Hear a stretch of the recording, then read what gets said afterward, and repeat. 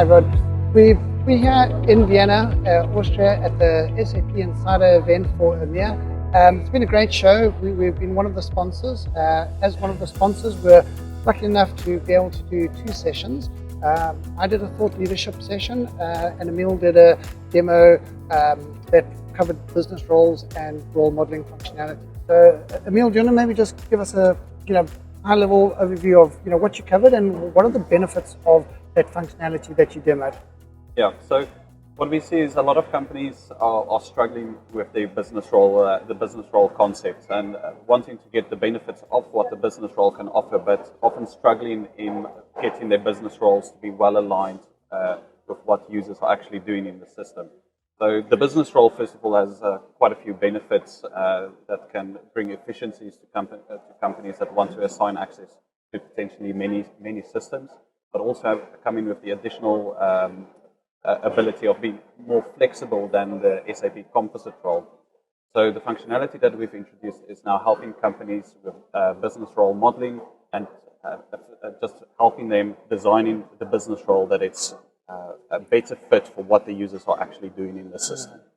And I suppose the benefit of that is there's so many companies that have gone and developed or designed very good SAP single roles, but the way in which those roles have been rolled up to SAP composite roles or business roles, that's where the access gets very inappropriate. And I suppose the challenge there is a lot of the time, people take the HR job feed as to what people's job descriptions are, and that's usually quite different to what people are actually doing in SAP. So when you go and design or develop a role for that group of users, it can end up being quite a wide role, and all of a sudden that can just explode the risk profile or the amount of risk that is sitting within the environment. So a very important aspect or piece of activity that needs to be done is to ensure that the business roles are well designed for a group of users. Otherwise, you're just going to have very wide access, inappropriate access, and a very high risk count.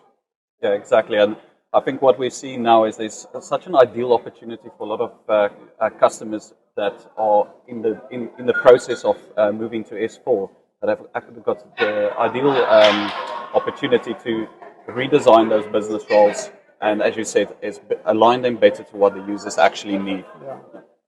And maybe, Emil, just to end, that functionality from Soterion, do you need to be a Soterion customer to make use of it, or can it be used in support of a consulting engagement? Yeah, so it can be used as a standalone functionality, and that's why it would be so valuable for any company that is going through this process of redesigning access, that they can get the benefits of this, and already having the visibility before a company goes live of what is contained within their business roles, having a proper review of that and making sure it performs the functionality that it's intended for. Yeah, so no, it really is amazing functionality. So from my side, my session was a thought leadership piece where we just spoke about how to extract more value from your GRC investment. We're seeing a lot of companies have implemented an access control solution, but it's heavily underutilized. There's very little business buy-in, very little business accountability, and a lot of these companies are using their access control solutions more as a back-end solution by the IT teams, and there's very little involvement from the business. So, we've worked with a lot of customers over the years. We've seen how a company can try and get more value from their GRC investment. How do you improve business buy-in and business accountability in order for the organization to extract more value from their GRC investment? Moving to just other sessions that were at the event. So from a keynote perspective, there was a GRC keynote perspective. Emil, what are some of the things on SAP's radar with regard to SAP security and solutions? Yeah, so I think there's a big drive from SAP to push companies towards the IAG functionality to manage many different systems in a larger landscape. And what was interesting to note there is where SAP has mentioned IAG, and also how there would be continuous development of SAP access control and process control, but at the same time mentioning how it will come to an end of support at the end of 2027, which aligns also with the end of life for ECC. So that I think what that is telling us is that there would be no alternative for companies than to go IAG or look for alternative solutions at that point. But interesting that they did say that they're going to continue developing in access control and process control, but yet it is end of life 2027. So it is hard to believe that there is going to be much development in there when the future is IAG, and yet everyone knows that, you know, where IAG is at the moment, it is a little bit behind where it should be, and it's not really got all the features, functionality that organizations are looking for. We went to a few customer sessions. There was a very interesting session by the gentleman from Zurich. Just a bit of a summary of what he covered. Yeah, so it was also about covering risk analysis for multiple systems, both SAP and non-SAP systems. And I think what we found interesting there is that it is an interesting use case, but when the question was posed, how many systems was connected, there was only one at that point in time. So I think it just indicates the complexity that goes along with that, and where in all of the customer sessions, I think there was a focus on future technology that is a good fit for maybe a lot of advanced companies.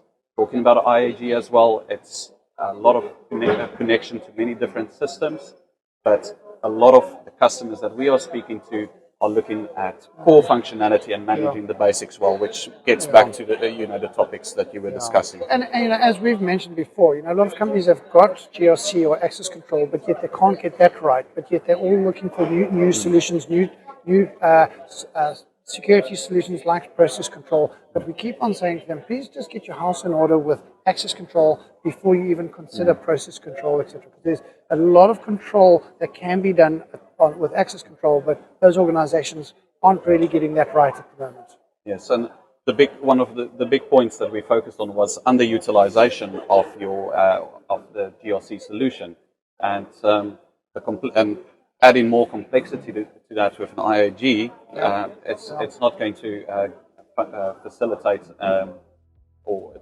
assist companies with that process. It's not the silver bullet. You know, if they, It's been a great event. It was great to meet new people.